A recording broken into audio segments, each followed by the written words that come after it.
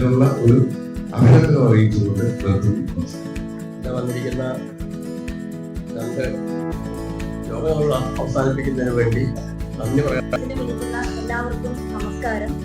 ആദ്യം തന്നെ ഞാൻ ഇവിടെ നന്ദി പറയാൻ ആഗ്രഹിക്കുന്നത് സ്കൂളിന്റെ HM-നും മാനേജ്മെന്റിനുമാണ്. പോഷകാഹാര പദ്ധതിയിൽ നന്ദി അറിയിക്കുന്നത് ആരോഗ്യ വകുപ്പിൽ നിന്നും എത്തിച്ചേർന്ന രജിത മേഡത്തിനും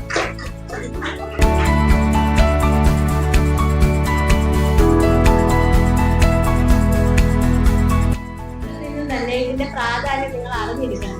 അതിനുവേണ്ടിയാണ് നിങ്ങളുടെ പ്രയോജനം അതാണ്. ഓക്കെ, നമുക്ക് സ്റ്റാർട്ട് ചെയ്യാം.